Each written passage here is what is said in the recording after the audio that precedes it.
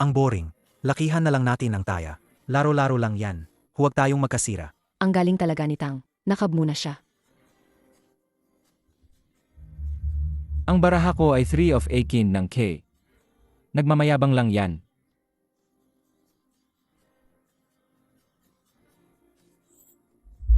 Sige, taya ko. Magkano lang ba yung pera mo sa bulsa? Gusto mo akong takutin? BMB 2, hindi yan. Ang sayo, sirang biway lang. Huwag kang mangganso gamit ang sirang kotse mo. Kolektahin mo muna ang pera. Gusto niya lang paglaruan ang dignidad natin. Mga mahihirap na kamag-anak. Mahal, tanggalin mo ang alahas.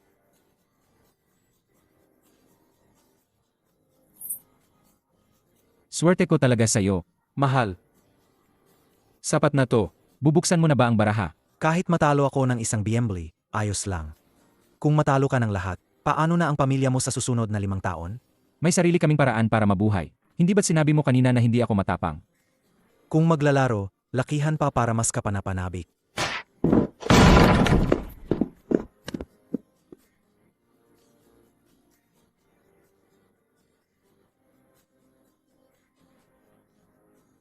Nabaliw ka na ba? Ito ang pambayad sa bagong taon.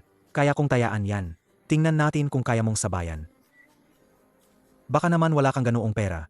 Di ba? Kapag sinabayan mo, hindi na pwedeng umatras, ha? Walang problema. Isasanla namin ang bahay kasal namin. Masyado nang malaki ang taya. Hindi ito pwede. Baliw ka na ba? Malulugi ka. Huwag kang magpusoy. Bawal tingnan ang baraha sa ilalim. Ang 3 of a king, pwedeng ikalugi mo ng lahat. Ang 3 of a king, pwedeng ikalugi mo ng lahat. Ang 3 of a king, Ang 3 of pwedeng a king, ikalugi mo ng pwedeng lahat. ikalugi mo Yayaman ng ka ng lahat. husto. Yayaman ka ng husto. Ang bahay namin, nagkakahalaga ng 500,000. Pusta ko ng 200,000. Susunod ka ba? Nababaliw na ba kayo? Magsorry ka na sa pinsan mo. Malaking negosyante siya. Tutulungan kanyang yumaman sa hinaharap. Tiyo, ibaba mo yan. Nung nagpusta siya ng 500,000, wala kayong imik. Nagmamayabang sa hapag-gainan. Inainom pa si tatay. Nung oras na yon, tuwang-tuwa pa si Tiyo. Walang nagsalita ng tama. Ngayon, naglakas loob siyang ipusta ang susi ng kotse niya. Sasabayan ko siya hanggang dulo. Paano ka naglakas loob na bastusin ang matatanda? O kaya, sundan mo ang 200,000 at ipakita ang baraha. O kaya, isuko mo lahat ng pinusta mo. O kaya, hindi balido ang pustahan. Magsorry ka kay tatay. Kanina, sinabi ko ngang hindi siya matapang. Tang, ipapakita mo ba ang baraha mo? Ha? Ang yabang mo sa harap ng mga kamag-anak. Mula nung ipinusta mo ang susi ng kotse mo, hindi na tayo magkamag-anak. Sige, huwag kang magtaka kung takutin kita. Sa wakas, gumaan ang loob ko. Mas mataas ang 3 of a kind ko kaysa sa kanya o. Taya mo kung 3 of a kind ang huli kong baraha. Ang 3 of a kind. Kahit 3 of a kin talaga yan, patalo pa rin sa baraha ko. Taya ko, nagbo-bluff ka lang sa akin. Sasabayan mo ba o hindi?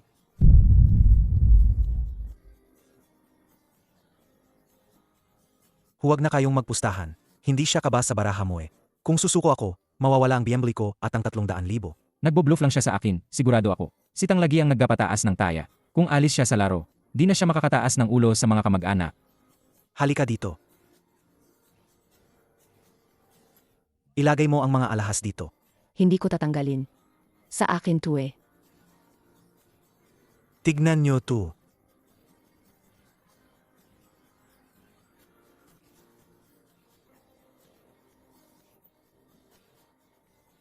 Sige, Lalabanan ka namin hanggang huli. Lalabanan ka namin hanggang huli. Susugal kami hanggang dulo. Maging saksi ang lahat ng kamag-anak ngayon. Maging saksi ang lahat ng kamag-anak ngayon. Gusto nyo bang magpakita ng baraha?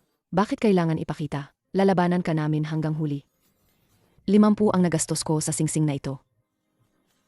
Hindi kami tumatanggap ng singsing, halagahan lang yan ng 100 piso. Wala kang alam. Branded to, eh. Hipag, wala akong pake sa brand. Sa akin, 100 piso lang ang halaga nun. Ipapustahan ko rin ang bahay ko. Huwag kang gumawa ng kalokohan. Nasa sentro ng syudad ang bahay na yan. Nasa 1.5 milyon yan. Tay, ayon sa patakaran, kailangan niyang sumabay. Ading, may pera ka ba para sumabay ngayon? Ha ha ha ha. May mga bagay na hindi mo kayang laruin. Sasabihin ko sa'yo ang totoo. Inaabuso lang kita dahil maliit lang taya mo. Sasabay ka ba o hindi? Kung hindi, talo ka na. May bahay ang mga magulang ko na iniwan para sa akin. Nagkakahalaga ng 500,000. Hindi, kasal na bahay mo yan. Kung matalo ako, maghihiwalay na lang tayo. Ayoko madamay ang pamilya mo. Kung umurong tayo ngayon, hindi na tayo makakatayo habang buhay. Naniniwala ako na hindi ka gagawa ng bagay na walang katiyakan. Hindi niya alam ang baraha ko. Pero handa siyang itaya ang lahat. May pagkakaiba ang bahay at bahay. Kulang pa ng 1,000,000. Kung hindi ka makakasabay, umalis ka sa lamesa. Huwag kang maingay dito na parang mahirap. Babaguhin na ang nayon. Ang lahat ng bayad sa relocation ng 4 na tao, sa'yo na. Hahaha, akala mo ba Guangdong to? Ang relocation fee sa siyang probinsya ay 600,000 lang. Kulang pa ng 400,000. Kahit paghirapan niya, hindi niya makukumpleto. Bakit ang anak mo hindi marunong tumanaw ng utang na loob? Kung hindi mo makumpleto ngayon, Wala na lahat ng naunang taya mo. Bakit ka ba ang tanga? Dahil sa'yo, matatalo ang buong pamilya. naku po.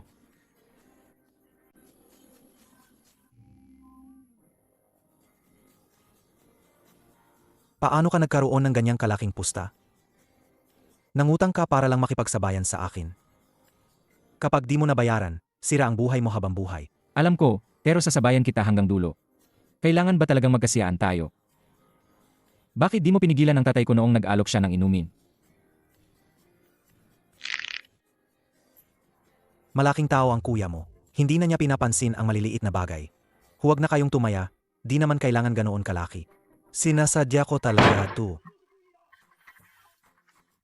Ngayon, maraming tao rito. Bigyan mo naman ng respeto ang tiyo mo. Ang anak mo ang unang nang away sa akin. Kung hindi lang kapatid ng tatay ko ang tatay mo, makikisama ba ako sa kamag-anak na tulad mo? Salinan mo ako ng alak. Dapat nga nagpapasalamat kayo. Paano ka ba makipag-usap sa matatanda? Huwag niyo na lang pansinin.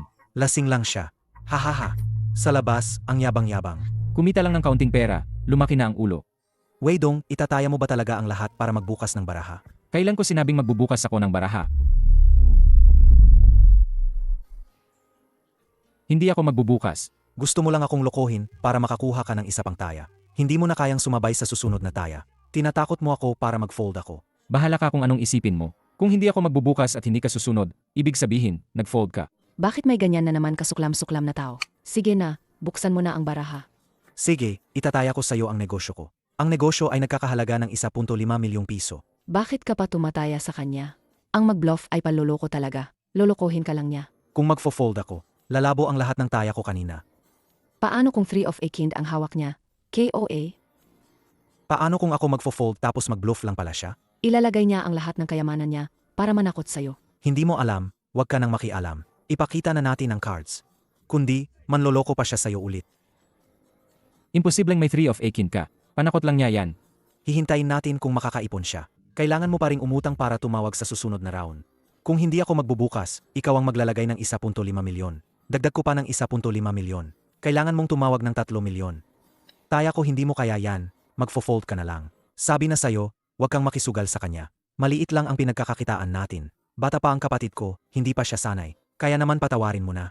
Huwag na itong palakihin. Ang magkakapatid, malinaw ang kwenta. Lalo na ang magkakapinsan, mas dapat malinaw. Kung wala ng pera, wag na maglaro. Kung hindi mo kaya, umalis ka na. Ang mga taya at ang bahay nyo, hindi na mababawi. Mga kapatid at kamag-anak, Sansan, gusto ko ituloy hanggang dulo, Sansan. Sansan, Pero wala akong sapat na pera. tatlo-tatlo. Mayroon bang gustong tumulong sa akin? Mayroon ka lang isang pares ng king. Sino ang maniniwala sa'yo? Mga kamag-anak, maniwala kayo sa akin at laruin natin to. Ito ang pagkakataong kumita ng malaki. Huwag nating kalimutan kung paano niya tayo inapi. Ito na ang pagkakataong makaganti. Kung sasamantalahin niyo ba o hindi, bahala kayo. Pusta ko ang bahay at kots ko sa probinsya. Total 300,000. Bakit mo siya tutulungan? Lagi mong sinasabi na malaking boss ka. Dati, nang nagkasakit ang nanay ko, humiram ako sa'yo ng 100,000 para sa gamot. Hindi mo ako pinansin. Sinalmonan mo pa ako na hindi ako nagsusumika. Minamaliit mo ako na wala akong silbi. Sabi mo, deserve ko yan. Ngayon tandaan mo, kapag nanalo ako, deserve ko rin yan. Nandito ka ngayon. Lagi siyang nagyayabang dahil mayaman siya. Ngayon, malapit na siyang bumagsak.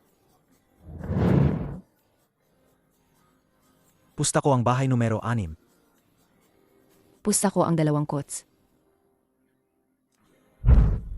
Ganon nyo ba ako kinaiinisan? Galit na galit kami sa'yo. Tuwing bagong taon, ayaw ka naming makita. Nang kumita ka, kailangan mo pang magyabang sa harap ng mga kamag-anak. Kapag may problema ang kamag-anak, hindi ka tumutulong. Nagmamalaki ka pa at sinasermonan kami. Sino ka ba sa tingin mo? Hindi pwede yan. Ito ay laban namin lang. Kung ganoon, wag nyo kaming ituring na kamag-anak. Wala kayong karapatang tumaya. Ituring nyo na lang na ipinahiram namin sa kanya. Gusto namin.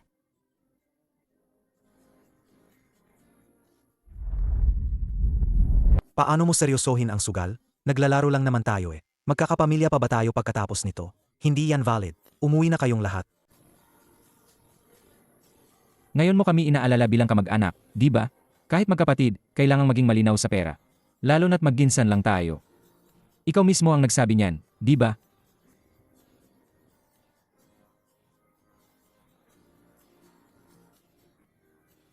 Akala ko 3 of a kin Q. Yun pala, isang pares lang ng Q. Mga kapatid, may mga bagay akong nagawa na mali dati. Humihingi ako ng tawad sa inyo ngayon. Hindi ko nagagawin yun ulit. Pero ang mga nangyari sa sugalan, hindi yan dapat siniseryoso. Nga, anong pakialam mo kung tumaya kami? Paano kung hindi kami magbayad? Kung matapang ka, patayin mo na lang kami ngayon. Wala kaming pera. Buhay lang ang maibibigay namin. Alam kong kagbalik mo, hindi mo ibabalik sa akin ang pwesto. Pero ang mga inilagay mo sa mesa ngayon, huwag mong asahang madadala mo yan. Dali, gawan mo ng paraan. May 500,000 at isang biyemble sa mesa. Huwag mo na siyang pag-isipin ng paraan. Kung hindi ninyo iwan to ngayon, hindi kayo makakalabas sa pintong yan. Bakit ka ba kasi nakipaglaro sa kanila nung una? Nagsimula lang naman tayo sa piso, 2 piso. Pero inipit mo ng 500. Tapos, sa tingin mo, kulang pa ang kayabangan mo. Pati biyemble mo inipit mo pa. Pero nung nakita mo ang baraha ko, di ba nakipagyabang ka rin? Tumutulong lang ako sa'yo sa pag-arte. Pinapaniwala ko sila na may 3 of a kin ka. Para takutin sila. Sino mag-aakala na mangungutang pa siya para lang talunin ka? Gaano ka ba kabwisit sa tao sa pang-araw-araw? Ibigay mo na sa kanila. Ang pera na to, kaya pa nating matalo. Kung nawala ang dangal natin, hindi na tayo makakauwi ng bahay. Tay, ibibigay mo talaga sa kanila. Talo panalo, sundin ang laro. Pwede na kayong umalis. Naiintindihan ko kayo. Kasi kung ako ang natalo ngayon, hindi ko rin naman. Ililipat sa inyo ang bahay. Tio, Kailan kami pupunta sa inyo para mag-New Year ngayong taon? Huwag ka nang pumunta ngayong taon. Ang galing mo talaga. Matagal na kaming naiinis sa kanya. Ayaw na namin siyang makita tuwing bagong taon. Kung kumita ng pera, nagmamayabang. Pero pag may problema ang kamag-anak, hindi tumutulong. Hahaha.